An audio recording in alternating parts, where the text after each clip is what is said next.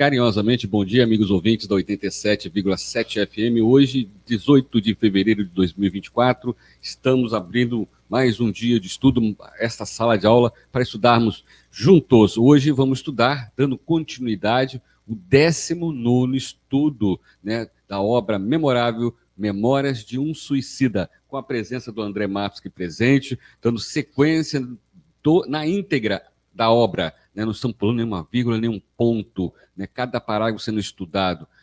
O suicida após a morte. O que acontece com o suicida após a morte? Esclarecedor. Obra essa que, se Deus quiser, daqui a algumas décadas já estará nas grades curriculares da escola de todo mundo, para estudar justamente as consequências do suicídio pela ótica científica espírita.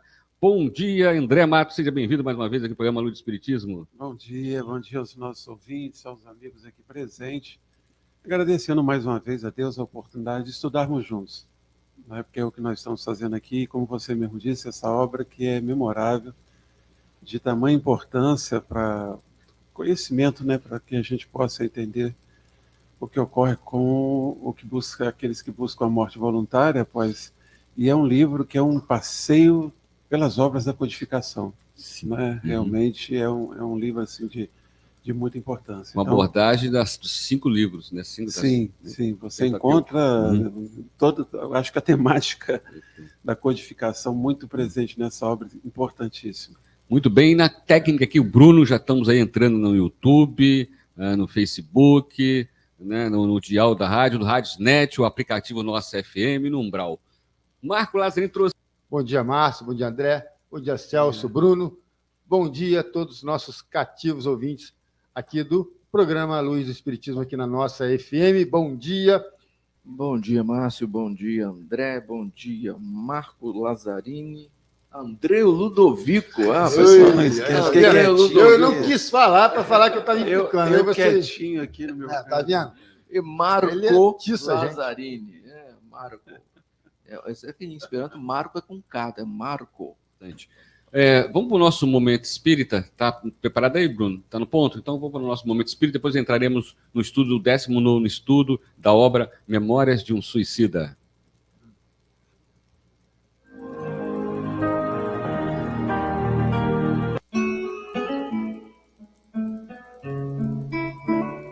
Momento Espírita.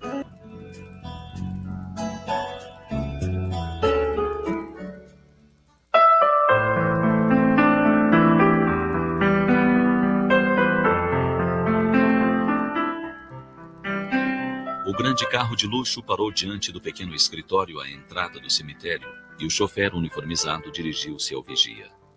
Você pode acompanhar-me, por favor? É que minha patroa está doente e não pode andar, explicou. Quer ter a bondade de vir falar com ela? Uma senhora de idade, cujos olhos fundos não podiam ocultar o profundo sofrimento, esperava no carro. Sou a senhora Adams, disse-lhe. Nestes últimos 2 anos, mandei-lhe $5 por semana. Para as flores, lembrou o vigia, justamente, para que fossem colocadas na sepultura de meu filho. Vim aqui hoje, disse um tanto consternada, porque os médicos me avisaram que tenho pouco tempo de vida. Então, quis vir até aqui para uma última visita e para lhe agradecer.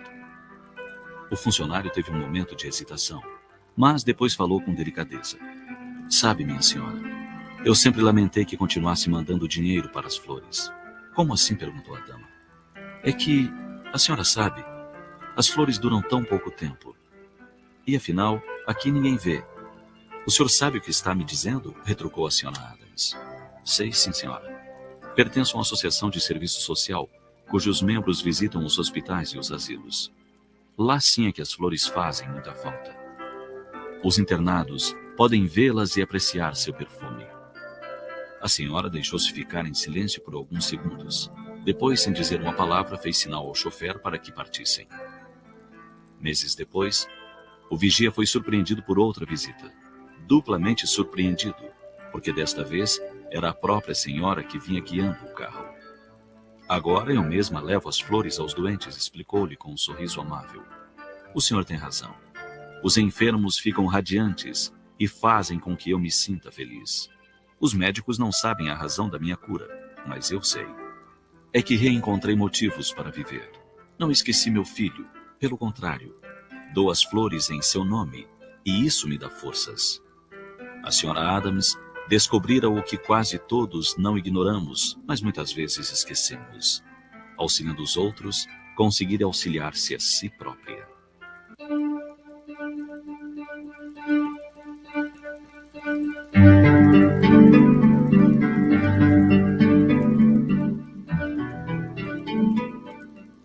Você sabia que não é necessário visitar o túmulo dos entes queridos que partiram para levar o nosso carinho? É que eles definitivamente não estão ali, onde foi enterrado o corpo físico, mas são como pássaros que deixaram a gaiola e voam livres. Para que demonstremos o nosso afeto, basta que lhes enviemos as flores da nossa gratidão através do pensamento impulsionado pelos sentimentos de afeto que sempre nos nutriu, e eles perceberão onde quer que estejam. Assim, a nossa visita ao cemitério será apenas para a conservação e limpeza do lugar que serviu de aduana para a libertação do ser a quem tanto amamos e que continua vivendo.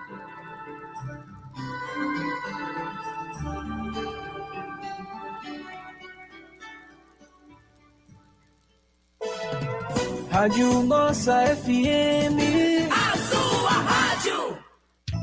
Quem não é visto, não é lembrado. A Agência de Comunicação Estúdio H ajuda você a divulgar a sua empresa. Planejamento, criação, desenvolvimento de materiais de comunicação e gerenciamento de redes como Facebook e Instagram. Agência de Comunicação Estúdio H. Nossa missão é criar. Telefone 2252-6810 ou WhatsApp 988397246.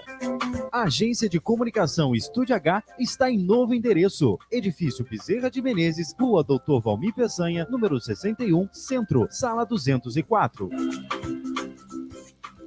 A Ocular e Ótica está pronta e modernizada para lhe oferecer as melhores condições para você comprar ou atualizar seus óculos. Oferecemos exame de vista com hora marcada.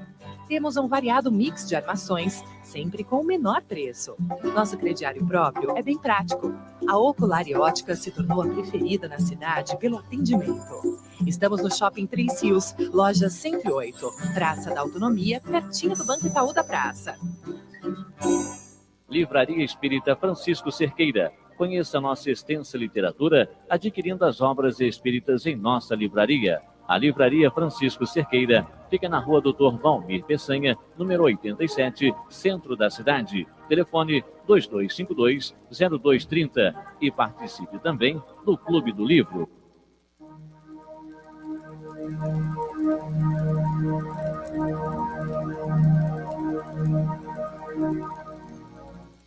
Muito bom, depois dessa mensagem edificante, Momento Espírita, tem todo dia na Bandeirante, TV Bandeirante, a partir das 13h45, você sintoniza lá e pode escutar um Momento Espírita para você, amigo ouvinte, estudante, diariamente. Nós estamos aqui com o André Matos nessa manhã de domingo, vamos dar continuidade à obra Memórias de um Suicida. O que acontece com o suicida após a morte? Para essa obra, nós estamos entrando no 19º estudo, na sequência todinha da obra. Então, vamos entrar no estudo dessa manhã de domingo, e assim que nós fazemos na Casa Espírita, tá? É o 19º estudo, né, ali após a terapia da enfermaria, na colônia, né, onde o hospital, né, Hospital Maria de Nazaré, é o capítulo em questão, né, e o Camilo continua aqui, né? Embora bondosamente declarasse que uma reincidência implicaria em atitude punitiva por parte da direção, qual a transferência para o isolamento, pois o fato a repetir-se produziria distúrbios de consequências imprevisíveis, não somente para o nosso estado geral, mas também para a disciplina hospitalar que deveria ser rigorosamente observada, o que nos levou a perceber serem mais austeras as regras no isolamento, mais temíveis as suas disciplinas. Isso tudo é que ele aborda porque antes os diálogos entre os suicidas ali na enfermaria causou esse incidente. Principalmente, né? Quando chegou a vez do Camilo falar. Nós vimos que o Camilo foi aquele que se envolveu mais com a memória, com a recordação do suicídio, de tudo que ele viveu, os motivos que levaram ele ao suicídio, à morte voluntária. E é interessante, a gente faz essa leitura, no primeiro momento a gente pode até achar, poxa, isso aqui não é uma atitude de amor ao próximo, não é uma atitude de amor, sim. Se você trouxer aqui na encarnação, quantas vezes algumas pessoas que estão passando por um tratamento dentro de um hospital, por não estarem equilibradas, né, não foram preparadas para passar por aquela doença, aquele tratamento, às vezes as pessoas precisam ser amarradas até. Sim. Né, em benefício delas. Uhum. Então, o que a gente percebe aqui nessa atitude, que eu até anotei do lado assim, uma atitude de disciplina, de conduzir a disciplina, porque também uma atitude mental de equilíbrio favorece qualquer tipo de tratamento. Eu me recordo, já citei aqui, os amigos todos sabem, da operação que eu fiz no coração, e o período que eu passei, quase de um mês na UTI, é porque eu tive muita tranquilidade desde o início, muita tranquilidade mesmo de passar por aquilo. As únicas alterações que eu tive foi quando lá na UTI foram me colocar um Flamengo Fluminense num Carioca, e aí de repente começou a alterar o coração recém-operado, entendeu? Os aparelhinhos começaram a fazer um barulho diferente, eles tiveram que entrar com os remédios, tiveram que fazer... Era melhor ter desligado a televisão, justamente, do remédio. Mas olha só como é interessante a reação. Isso no nosso corpo físico. Eu estava recém-operado, vendo um jogo de futebol, né, envolvendo com toda aquela emoção que tem para nós. Imagina. Fluminense batendo no Flamengo. Não, nós ganhamos. Ah, ganharam. O Flamengo ganhou. Então, no dia, logo, acho que uma semana depois, Flamengo e Vasco também, teve Campeonato Carioca. Então, eu só estou trazendo isso como exemplo para você ver ali o envolvimento de emoção no futebol. Alterou as batidas do meu coração. Sim. ao ponto que eles deram remédio, depois que passou. E passou porque no dia seguinte, os enfermeiros vieram me dar um banho ali na própria cama, né? Aí, pum, parou. O banho parou. Aí depois a enfermeira-chefe veio me explicar que já tinham dado 2 remédios. Se não funcionasse, eles dão Olha só, cara, a complexidade, isso nós estamos falando do nosso corpo físico. Sim. Imagina lá, onde ele vai falar mais na frente, vamos retomar o tema do perispírito. Eles iam me dar um remédio, que era um remédio assim, que para o coração e faz pegar no tranco. Igual o carro velho. Né? Dá aquele tranco. Dá aquele tranco para ver se ele pegava. Isso ali, uma pessoa que eu estava tranquilo. Você imagina eles, depois de todas essas emoções que eles reviveram aqui, num ambiente que é um ambiente onde pensamento e vibração tem um impacto muito maior do que o que nós temos aqui no corpo físico. Então, eles são chamados a atenção, foram advertidos. Se não mudassem a forma de proceder, de pensar, se equilibrar, eles teriam que ser levados até para um isolamento. Então, é uma coisa que na primeira leitura a gente acha, poxa, como é que falta de amor, que falta de caridade? Não, estão realmente amando. A disciplina, muitas das vezes, é necessária em determinadas questões, como expressão de amor, como expressão de cuidado. E é isso que nós vimos nesse trecho aqui, muito interessante. Isso, e aí continua. E para que medida tão ríspida fosse evitada, estabelecida foi severa vigilância em nossa dependência. Desde aquele momento, um guarda do regimento de lanceiros hindus, aquartelados no departamento de vigilância, foi designado para o plantão em nossos apartamentos. Começou a vibrar negativamente, a rever todo aquele sofrimento. No caso do Camilo, a cada história ele fazia uma brincadeira, ele é muito irônico com os outros. Então, como aquilo alterou, né, a tal ponto, ali aquele ambiente, que é um ambiente, nós temos que lembrar, nós estamos no hospital, então é um ambiente de tratamento, de cuidado, a tal ponto que eles precisavam ser vigiados. Né, expressão de amor, expressão de cuidado. Isso, aí continuando, cerca de um quarto de hora depois, enfermeiro loiro e risonho, jovem, que andaria pelos 23 anos, o qual entrevíramos ao darmos entrada no importante estabelecimento do Astral, por ser um daqueles que nos receberam a par de Romeu e de Alceste, visitou-nos fazendo-se acompanhar de mais 2 obreiros da casa, irradiando simpatia, foi dizendo muito afetuamente, pondo-nos à vontade: meus amigos, chamo-me Joel Stel. Sou ou fui, como queiram, português nato, mas de origem inglesa. Em verdade, o velho Portugal foi sempre muito querido ao meu coração. Jamais pude esquecer os dias venturosos que em seu seio generoso passei.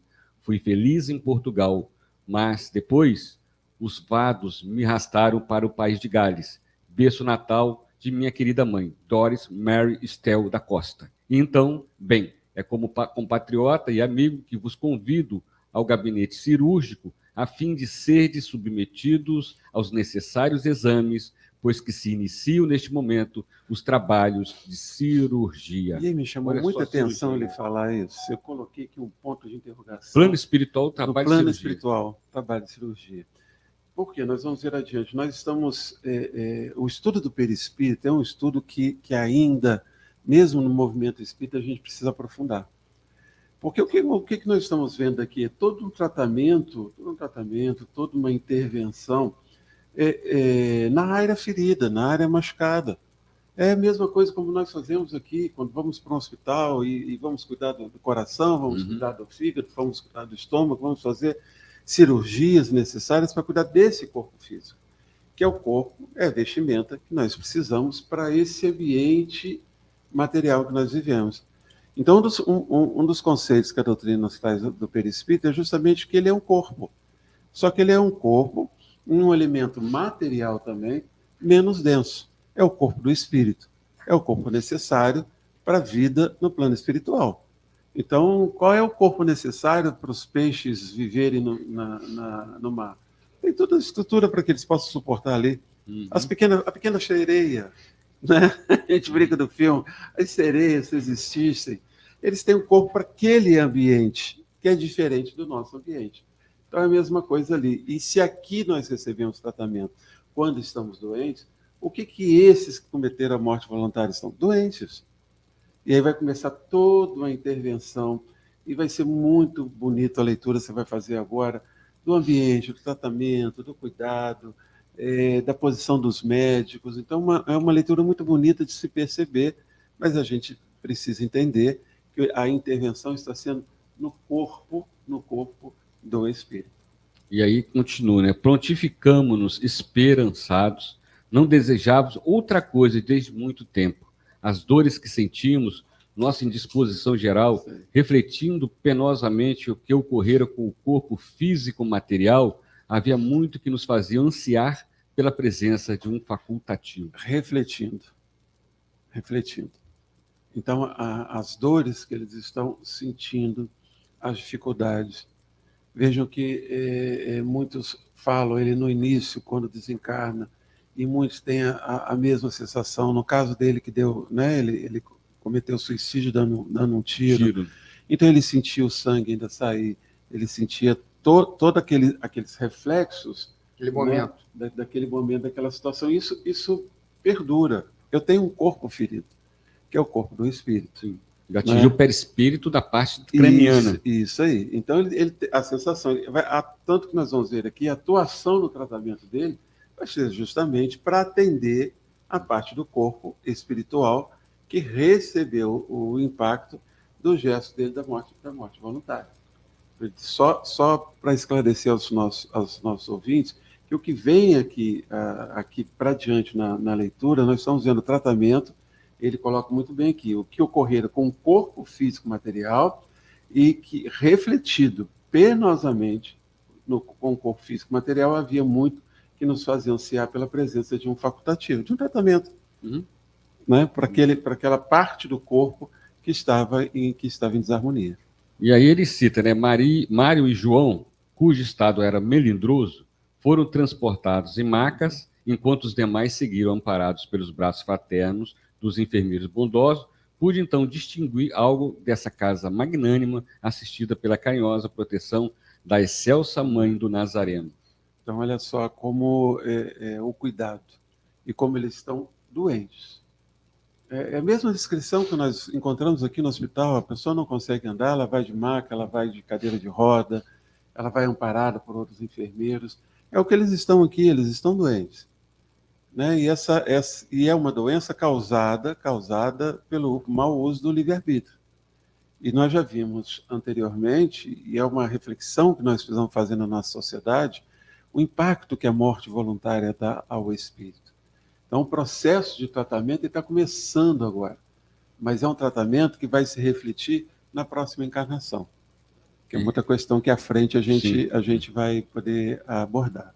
Então, na sequência, a obra Não somente o excelente conjunto arquitetônico seria digno de admiração, também a montagem, o grandioso aparelhamento, conjunto de peças extraordinárias apropriadas às necessidades da clínica no astral, demonstrando o elevado grau de que atingir a medicina entre nossos tutelares. Muito embora, se não tratasse o local onde nos encontrávamos de zona adiantada da espiritualidade. Olha só, e é muito interessante, né? Quando os espíritos dizem que aqui na Terra é reflexo das estruturas do mundo espiritual. Uma cópia imperfeita do lado de lá. Uma cópia perfeita. Então, nós vamos, e nas obras do André Luiz, todas essas obras, né, década de 40, década de 50, e vai descrevendo estruturas que só mais adiante nós aqui, chegaria no na plano Terra. físico, chegaria aqui na Terra. Então, é muito interessante, e ele ainda frisa o seguinte, olha, isso porque nós nos encontramos ainda numa zona não adiantada na espiritualidade. Nós não temos nem como imaginar como são as estruturas, né, as estruturas que existem no plano espiritual. E é interessante a gente lembrar que tudo isso aqui é fácil da gente entender, porque uma das leis de Deus é a lei de sociedade. Nós estudamos lá na terceira parte do Livro dos Espíritos. E os Espíritos colocam que a vida em sociedade ela é necessária para a nossa evolução. E a gente fica pensando, por que não haver também relações sociais, estruturas sociais, como a nossa aqui, no plano espiritual, que é o plano verdadeiro do espírito. Não há como imaginar que deixado esse plano, a gente fica sem nada na espiritualidade, aguardando o momento de retornar. As relações sociais, que são tão importantes para o nosso progresso, isso está muito claro lá no Livro dos Espíritos, elas continuam na espiritualidade. E o que as obras de André Luiz, de Ivone, Manuel Filomeno de Miranda e tantos espíritos vão descrevendo para nós são estruturas algumas vezes mais complexas. Por quê? Porque o conhecimento na espiritualidade avança muito mais do que o nosso ainda aqui agora. E muitos desses que estão lá na espiritualidade trabalhando com esses equipamentos, desenvolvendo essas invenções também, reencarnam na Terra para essas descobertas futuras. Perfeito, com certeza. Muito bem, então dando continuidade, médicos dedicados e diligentes atendiam com fraternas solicitudes aos míseros necessitados dos seus serviços de proteção. Estampava-se em suas fisionomias bondosas o compassivo interesse do ser superior pelo mais frágil, da inteligência esclarecida pelo irmão infeliz, ainda mergulhado nas trevas da ignorância. Entretanto, nem todos trajavam uniformes à indiana, muitos envergavam longos aventais vaporosos e alvíssimos quais túnicas singulares de tecidos fosforescentes. Sabe o que me chamou a atenção nesse parágrafo? Aquilo que eu falei com você, quase que não dá para você fazer uma leitura de mais de um parágrafo, né? Cada parágrafo tem uma lição para a gente. Aqui eu me lembrei da questão 886 do Livro dos Espíritos, quando Kardec pergunta como é a caridade, né? Conforme Jesus a entendia. E eles falam de benevolência, eles falam de indulgência, eles falam de perdão para com todos. É o que nós estamos vendo aqui, na expressão desses médicos, desses enfermeiros, dessas almas que continuam na espiritualidade, atendendo aqueles que estão, naquele momento, numa situação de fragilidade. Não há na espiritualidade, nos espíritos que, como diz André Luiz, aqueles que se colocam numa... E Kardec fala isso em Obras Póstumas, na questão da hierarquia moral. Né? A questão da superioridade, ela não se faz ali pelo intelecto apenas, porque o intelecto às vezes nos leva ao orgulho, nos leva à vaidade, nos achar superior a outras pessoas. A questão ali é de ordem moral, de ordem ética. Então você vê que são espíritos que atingiram uma condição em que eles, de forma muito natural, atuam com benevolência, com indulgência, né, compreendendo a posição do outro naquele momento, e vivem a caridade, expressam o amor para qualquer pessoa.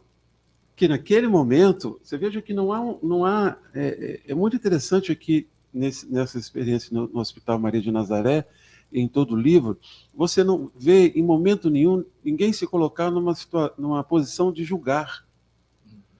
Já se perceberam isso? Nenhum desses espíritos coloca na posição de julgar, e a gente aqui gosta de julgar tanta facilidade o outro, não é? Porque o outro faz isso, porque o outro errou aqui, o outro não sei o quê. Julgar, condenar. julgar e condenar. Você não tem isso ali, você tem expressão de amor, você tem expressão de cuidado para aquele que, naquele momento, é transitório. Ele está numa situação de fragilidade. Que já está inserido em nós aqui a questão do preconceito. Também. Né? Já estamos ali. E ali não tem. Ali ninguém disso. chega assim, olha, você foi um suicida, você merece estar vivendo o que você está fazendo, olha, estou te fazendo um favor aqui em te ajudar. Em que momento do livro você vê uma posição dela? Não tem isso. Você não tem isso. André, é uma lição que a gente precisa pensar. Ainda aproveitando aí, tem um prefácio aqui do livro, do Clube do Livro. Ótimo, esse livro é muito bom. Aproveitando que o prefácio do espírito do Dr. Ludwig, ele fala que... Ludwig? Ludwig. Mais o André Ludwig. Por favor, gente. Não revela, gente, por favor. Então, ele fala que uma de nossas grandes preocupações no plano espiritual é com o adoecimento do psiquismo humano. Então, existe uma grande tendência dos próximos anos serem de fortes dores emocionais. E só para complementar, os médicos do espaço já se reúnem em assembleias para discutir quais esforços poderão ser empregados para auxiliar os encarnados em um momento tão delicado por meio dos recursos da medicina espiritual compatíveis com o estágio evolutivo do planeta. As experiências que nós estamos vivendo, quer dizer, as experiências que levam uma pessoa a estar num momento de fragilidade ao ponto de buscar a morte voluntária, é do psiquismo, é do comportamento. Gente. As experiências que nós estamos vivendo, todas elas têm um impacto muito grande no nosso psiquismo. Tem aquela música que fala do Pedro, daquele casal, Tim e Vanessa. Tem uma frase ali que me chama muita atenção. E nós estamos até preparando um estudo, uma reflexão sobre isso. Que ele diz assim, eu te levarei onde não queiras ir. Aonde a gente não quer ir? Aonde nós somos levados a mudar comportamento. Eu não quero ir. Eu não quero mudar. E a vida está nos levando, principalmente agora, nesse momento, a vivências, a experiências de situações que eu não quero, porque impacta diretamente no meu comportamento, na minha forma de agir. E não é fácil. Pedro foi a experiência disso.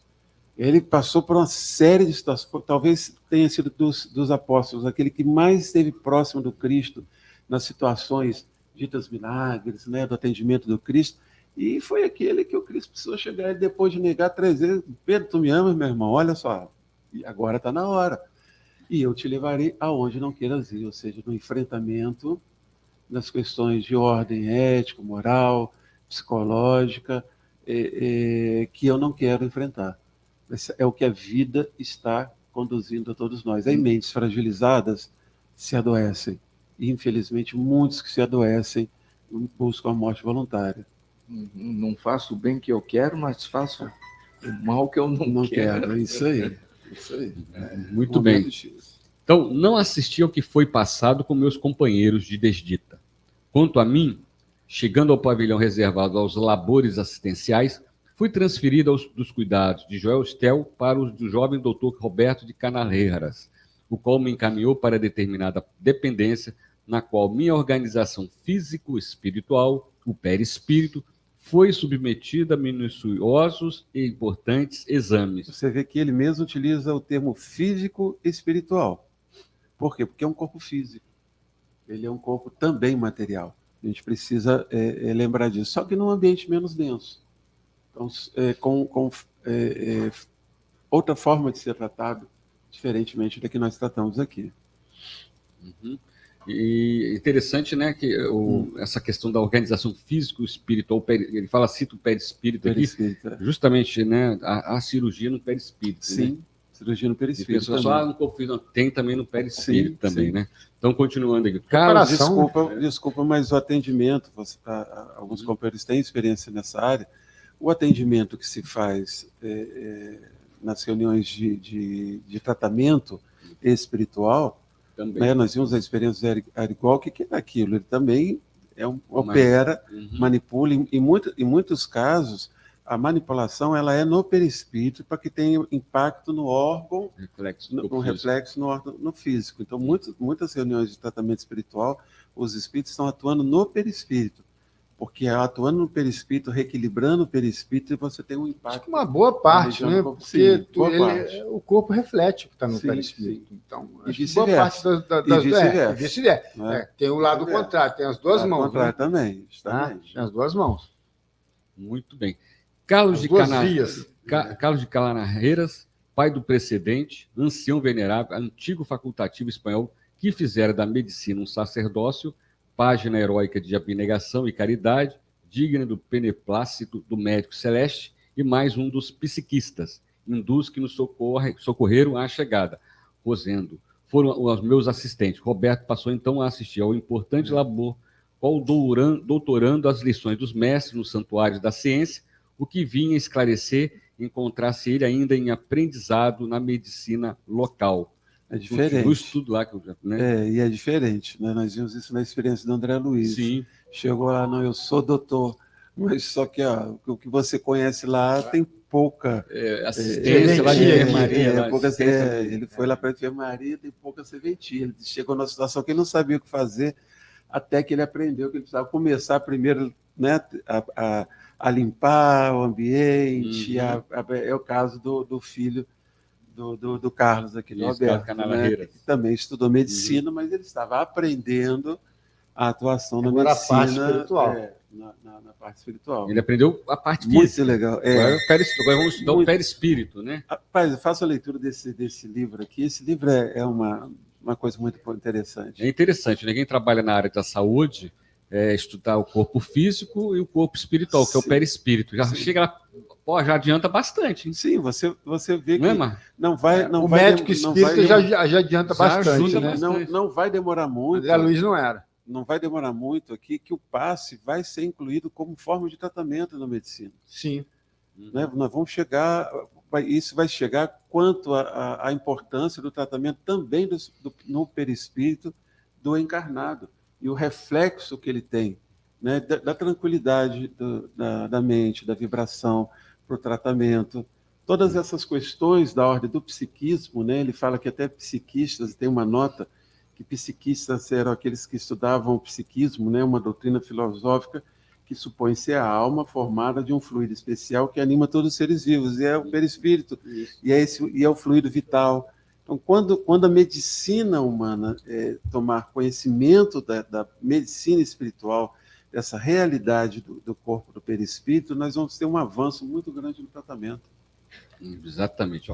Dando continuidade, a minha organização astral prestaram socorro físico astrais justamente nas regiões correspondentes às que, no envoltório físico terreno, foram dilaceradas pelo projétil de arma de fogo de que me utilizara para o suicídio, ou seja, os aparelhos faríngico, auditivo, visual e cerebral, pois o ferimento atingira toda essa melindrosa região do meu infeliz envoltório carnal.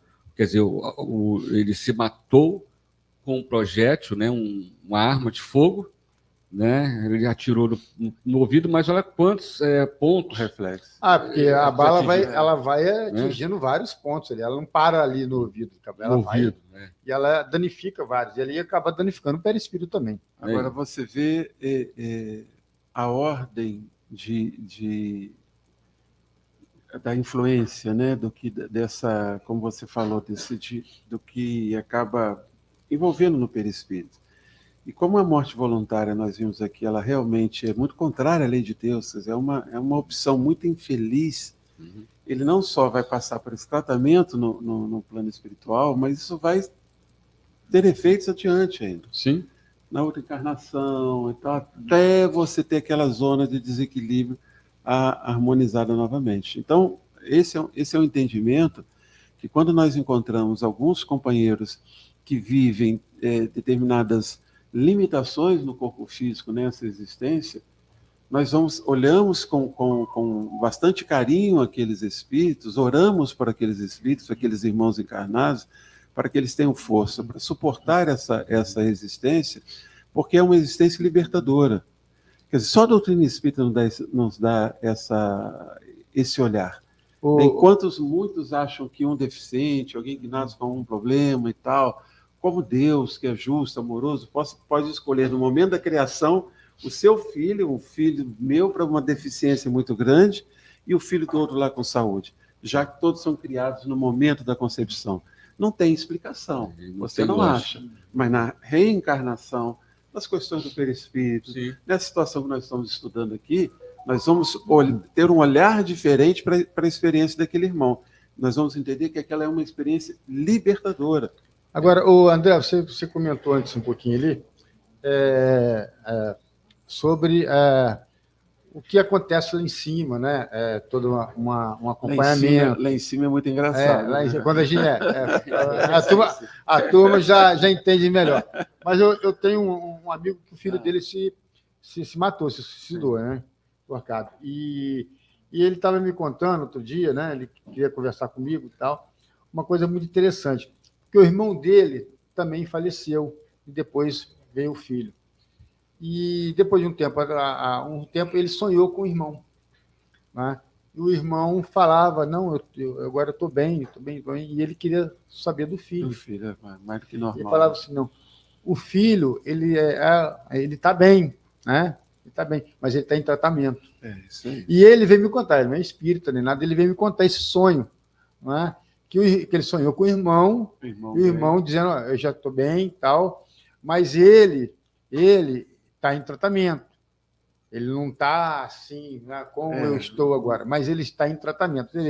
É um sonho, mas um sonho bem realista. Ele falou assim, parecia muito verdade, a coisa foi, sabe? Porque o sonho, você pega sonho e daqui a pouco você esquece. Mas esse fica. Vive mesmo, ele fica. E ele fica. Lógico, ele fica. Né? Ele não esquece, você acorda com ele, daqui a um mês você está lembrando dele. E nesse caso, ele tem tudo para ser verdadeiro, porque tudo para ser verdadeiro. Que buscou a morte voluntária, com certeza ele está em tratamento. E aquele detalhe, né? Não é porque foi um suicida que tudo acabou, que não tem mais volta, que está no inferno, ou que acabou mesmo. Não, você vê, ele tem tratamento. Está em tratamento. Então isso dá um conforto muito grande para todo mundo. Com certeza. Né? Nós vamos ter eu estou cheio de spoiler hoje, né? No próximo capítulo, então, nós vamos ter uma questão que é esquecida pela maioria das filosofias religiosas e não pelos espíritas, e como ajuda os que buscaram o caminho da morte voluntária, mas vai ficar para o encontro, provavelmente, da semana que vem. E aí, dando continuidade, era como se eu, quando o homem encarnado, e realmente assim fora, assim é com todas as criaturas, possuísse um segundo corpo, molde, modelo de que fora destruído pelo ato brutal do suicídio, como se eu fora duplo.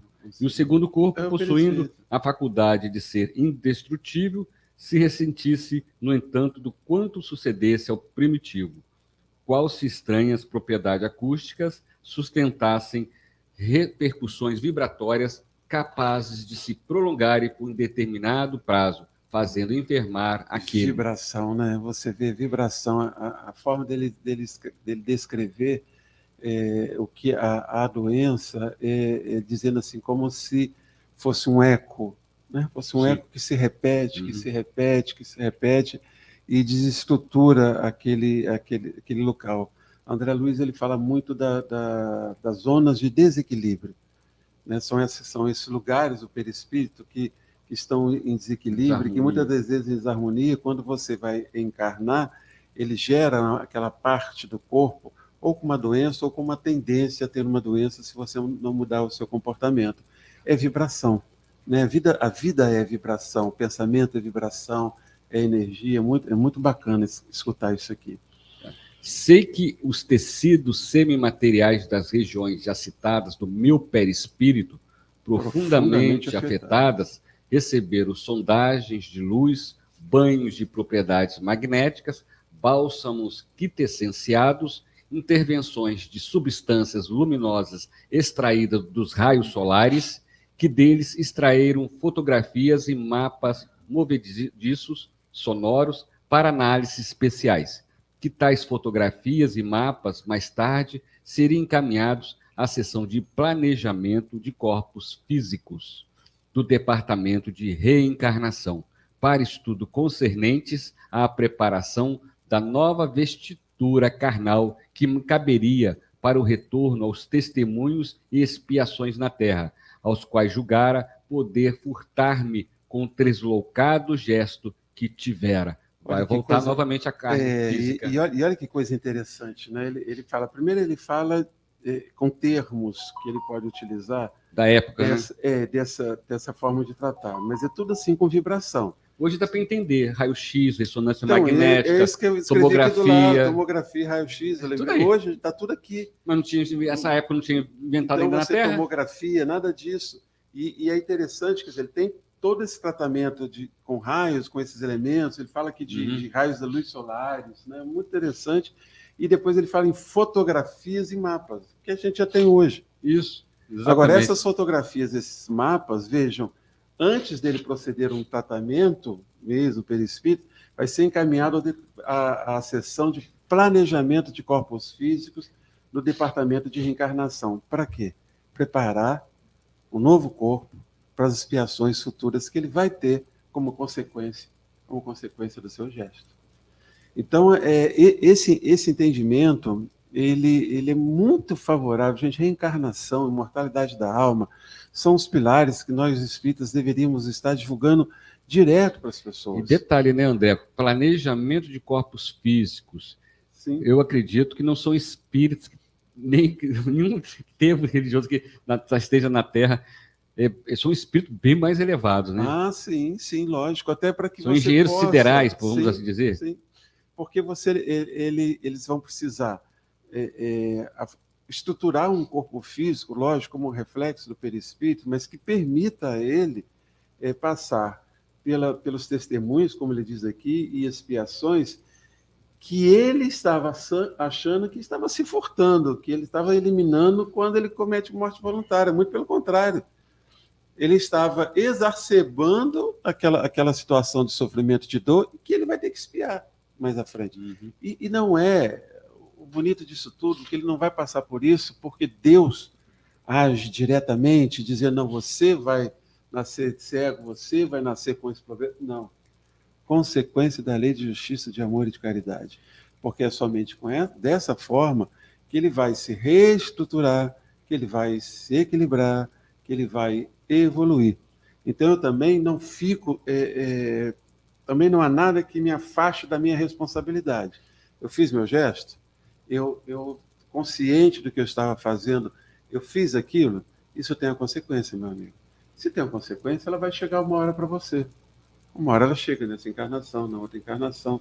Então, ele provavelmente pode nascer aqui com um distúrbio na área da audição, ele pode nascer aqui com um distúrbio na parte da formação do cérebro, que impeça ele ter uma consciência, que impeça ele se expressar. Então, há uma série de consequências que possa vir a ocorrer como consequência desse gesto. Só queria lembrar que eu sei que nosso tempo está corrido, durante muito tempo, quando então, Celso agora. A gente era mais novo, nós ouvimos muitas palestras e o movimento espírita precisa ter cuidado com isso.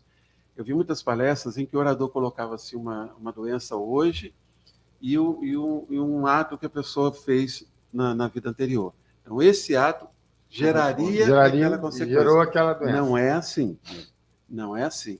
Até porque o próprio suicídio que nós vimos, há elementos atenuantes ao ato. Há vertentes. Há elementos atenuantes que você tem. Variantes. Nós vimos que nem todos os suicidas eles vão para o vale do suicídio. Alguns já vão direto para tratamento. Porque há atenuantes àquele gesto, da situação que ele viveu. E esses atenuantes, eles também, é o que eu falo, a gente não pode esquecer da misericórdia de Deus em nossas vidas. E a misericórdia de Deus atua nesse momento também. Então, por favor, cuidado quando você estabelece. É quase como uma tabela. Regras, né? É igual uma tabela. Uma tabela. Fez isso na vida passada, nasce com esse problema. Porque senão eu vou olhar para o meu amigo ali que tem um problema e dizer, olha, tá vendo? Foi um suicida lá, por isso que ele está desse jeito, por isso que ele nasceu assim. E aí nós de novo julgando, aí nós de novo apontando o dedo para o vizinho, quando nós temos 3 apontando para nós. Aponta um dedo para ele, tem 5 apontando, 4 para a gente. Então, muito bem. Então, 9h30 minutos, agora sim. Agita aí, meu irmão. Vamos para os informes das casas de movimento espírita da nossa região com Celso Tinta. Vamos nós. Mas aí, antes de adentrarmos, só um pequeno detalhe. A gente está falando de amor ao próximo. Amor ao próximo, direto. Não estou falando de amor ao próximo. Agora você imagina, é uma observação do espírito aqui, é um espírito, né? Agora, Deus que me perdoe, né? Mas quantas pessoas desencarnaram por conta de um suicídio? Morte voluntária é muito mais do que a gente imagina. E quantos espíritos estão envolvidos nessa tarefa, né, de poder reestruturar, de poder auxiliar o irmão lá do outro o lado. irmão do outro lado? É como de João de Ângelo, eu já falei aqui, o amor de Deus está em todos os lugares da criação. É o amor de Deus. Quer dizer, a gente não tem ideia de qual, né, do trabalho que é desenvolvido. E é muito bonito saber disso. Muito bonito, né? Não, gente, vou ser muito honesto com vocês, emociona saber. Quer dizer, você valoriza mais a vida. Eu estou até pensando em pedir, se for para o outro lado, ser office boy lá do planejamento de office físico, departamento. Dando continuidade, Camilo continua. Sei que submetido ao estranho tratamento, envolvido em aparelhos sutis, luminosos, transcendentes, permaneci 1 hora, durante a qual o velho doutor Ganarreiras e o cirurgião hindu desvelaram-se carinhosamente, reanimando-me com palavras encorajadoras, exortando-me à confiança no futuro, à esperança no supremo amor de Deus, e sei também que causei trabalhos árduos, mesmo fadigas àqueles abnegados servos do bem, que exigi preocupações, obrigando-os a devotamentos profundos, até que em meu físico astral se extinguissem as correntes magnéticas afins com o físico terreno, as quais mantinham o clamoroso desequilíbrio que nenhuma expressão humana será bastante veraz para descrever. Ou seja, de alguma forma ele ainda estava vinculado ao corpo físico. Ele diz assim que ainda não tem, né, não vamos encontrar aqui alguma maneira de descrever como ele ainda ali poderia estar, de alguma maneira, recebendo alguma influência do corpo físico. Só para que a gente possa, com isso, também entender como que a morte voluntária é um gesto muito infeliz, né? Um gesto muito infeliz. E dependendo da consciência de quem busca esse gesto, as consequências podem ser, né, realmente muito mais dolorosas do que a que a gente até vê descrevendo aqui no próprio livro, né? E André, o suicida ele quer cometer o suicídio para fugir da vida, mas encontra a vida plena. Encontra a vida plena, que é uma das questões que ele está sempre comentando aqui. Achava que, né, que a morte encerrava, e tanto que eles às vezes estão até em dúvida, será que eu estou vivo, se eu não estou vivo, se eu estou morto? Que morte é essa, se eu ainda me sinto vivo, se eu ainda estou consciente? Então você vê como que o conhecimento disso aqui, como você, mas sempre coloca, tomara que realmente um dia essa obra seja estudada de uma forma muito mais ampla, né, para chegar e diminuirmos essa incidência tão grande que nós temos ainda de morte voluntária no nosso mundo. Sem dúvida nenhuma. E ele continua, é que o corpo astral, isto é, o perispírito, ou ainda o físico espiritual, não é uma abstração, figura incorpórea, etérea, como supuseram. Ele é, ao contrário disso, organização viva, real, sede das sensações, na qual se imprime e repercutem todos os acontecimentos que impressionem a mente e afetem o sistema nervoso do qual é o dirigente. Olha só, né, rapaz, aqui na obra, né, não é a primeira vez que ele vai falando sobre o perispírito, nos trazendo uma lição importantíssima. Você vê que ele reforça aqui o conceito do perispírito. Por quê? Porque aqui encarnados, o nosso pensamento, ele cria nossas emoções, ele pode afetar o perispírito, cria registros no perispírito, que depois nós vamos sentir isso ao desencarnar. Sim. Então, nós vamos percebendo, outro dia tem no Facebook lá uma mensagem falando por que André Luiz passa 8 anos no umbral, existem outros que dizem que esse tempo foi alterado, que teria sido um pouco mais, não importa, quer dizer, mas ele tem um período de experiência, né, nessas zonas de desequilíbrio, justamente como consequência do que foi impresso, vamos dizer, ele fala que imprime, né, e repercute, do que foi impresso, de como repercutiu no perispírito as experiências do André Luiz com relação a beber, a fumar, a buscar relações fora do casamento, como era muito comum naquela época, né? Então, em diversas situações em que são desejos, são escolhas, são emoções que surgem da nossa vontade, passam pelo nosso pensamento, mas que têm o seu registro no perispírito. E aí, quando você desencarna, esses registros eles estão atuando. Eles estão atuando, eles estão te trazendo ou equilíbrio ou desequilíbrio. Por isso que quando há uma orientação da espiritualidade aqui, para a oração, né, o nosso esforço na oração, o nosso esforço no trabalho do bem, porque da mesma forma que esses comportamentos, esses desejos, essas emoções que partem da nossa vontade e que são contrárias às leis de Deus, elas repercutem de forma negativa no nosso perispírito, tudo aquilo que a gente faz no processo, por isso que é amar ao próximo, né? Porque o bem você faz ao próximo. E os Espíritos nos dizem, repercute muito mais em nós o bem que você faz do que na outra pessoa. E é justamente por causa dessa organização viva, real, sede de sensações que ele descreve aqui. E é por isso que muitos que vivem o bem chegam na espiritualidade em situação de equilíbrio. Porque o seu perispírito reflete o seu pensamento, reflete a sua vida no plano espiritual. Isso é uma coisa que a gente precisava aprofundar. E o perispírito, o espírito evoluído, ele é mais sutil. Sim. Né? É uma matéria mais sutil, mais luminoso. Por isso que fala espírito de luz. O espírito perfeito, ele irradia luz. Rapaz, eu me lembro de uma reunião mediúnica, quando eu frequentava lá o Caridade União, na Geraldina, um espírito que o médium descreveu o espírito assim, como se ele tivesse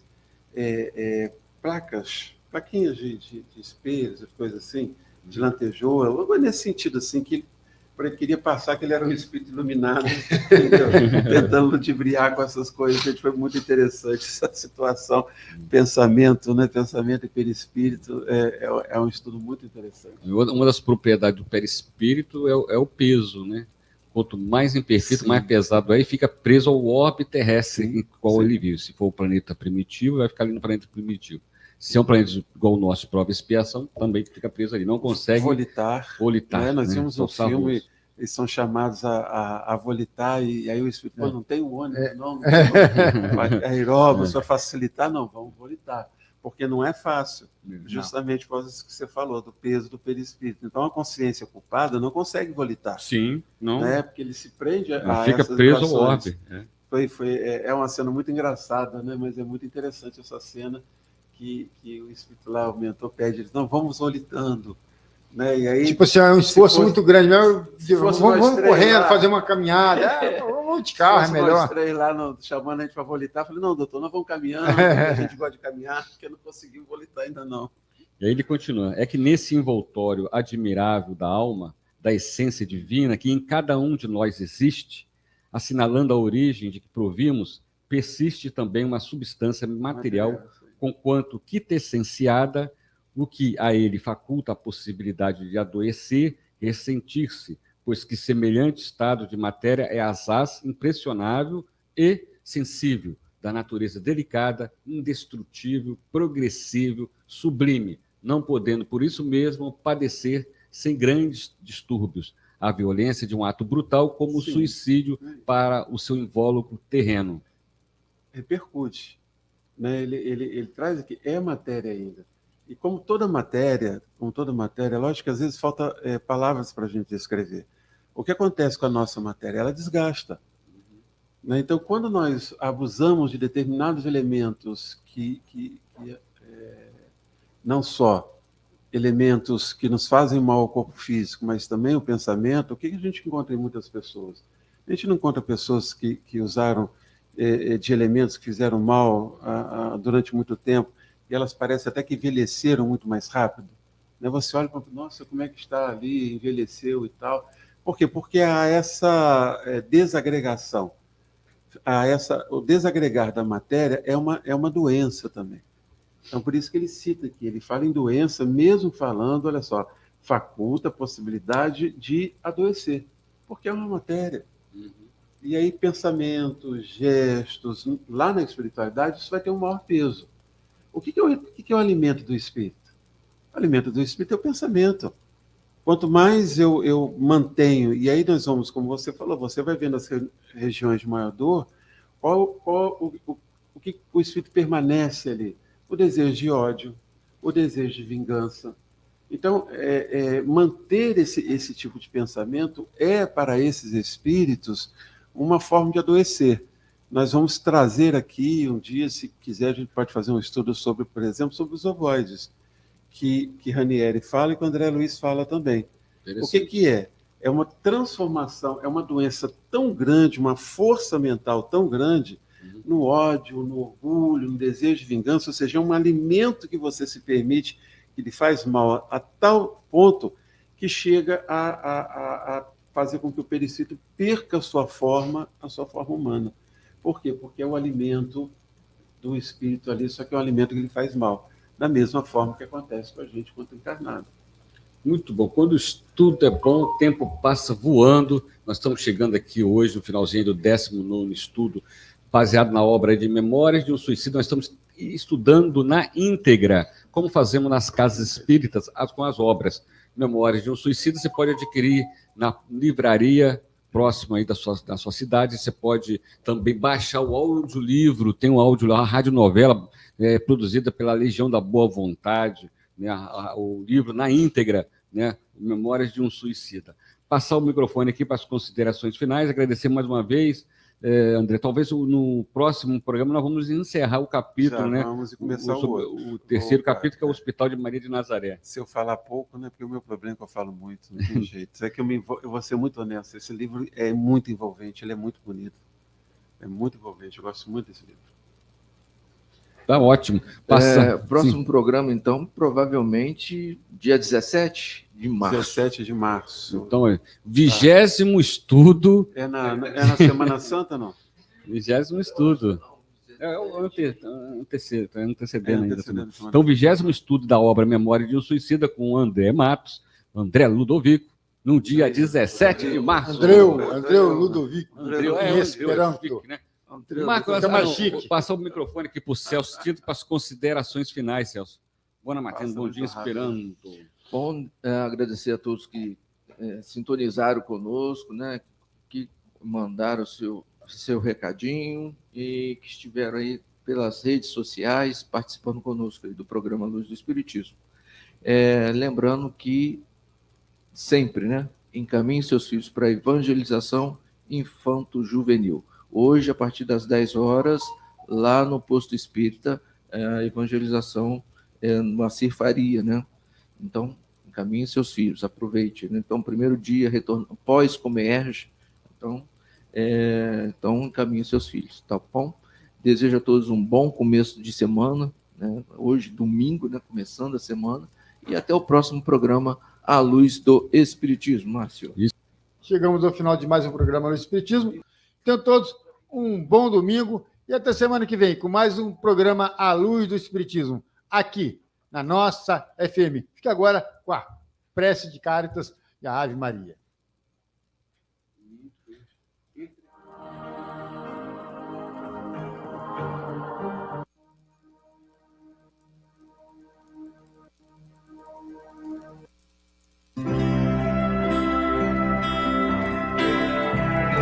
Deus, nosso Pai, que sois todo poder e bondade, dai força àquele que passa pela provação, dai luz àquele que procura a verdade. Ponde no coração do homem a compaixão e a caridade. Deus, dai ao viajor a estrela guia, ao aflito a consolação, ao doente o repouso. Pai, dai ao culpado o arrependimento, ao espírito a verdade, à criança o guia, ao órfão o pai. Senhor, que a vossa bondade se estenda sobre tudo que criastes. Piedade, Senhor, para aqueles que não nos conhecem, esperança para aqueles que sofrem. Que a vossa bondade permita aos espíritos consoladores derramarem por toda parte a paz, a esperança e a fé. Deus, um raio, uma faísca do vosso amor pode abrasar a terra. Deixai-nos beber nas fontes da vossa bondade fecunda e infinita, e todas as lágrimas secarão, todas as dores se acalmarão. Um só coração, um só pensamento subirá até vós, como um grito de reconhecimento e de amor. Como Moisés sobre a montanha, nós vos esperamos de braços abertos. Ó bondade, ó beleza, ó perfeição, e queremos de alguma sorte alcançar a vossa misericórdia. Deus, dai-nos força de ajudar o progresso, a fim de subirmos até vós. Dai-nos a caridade pura, dai-nos a fé e a razão. Dai-nos a simplicidade, que fará de nossas almas um espelho, onde se refletirá a vossa divina imagem.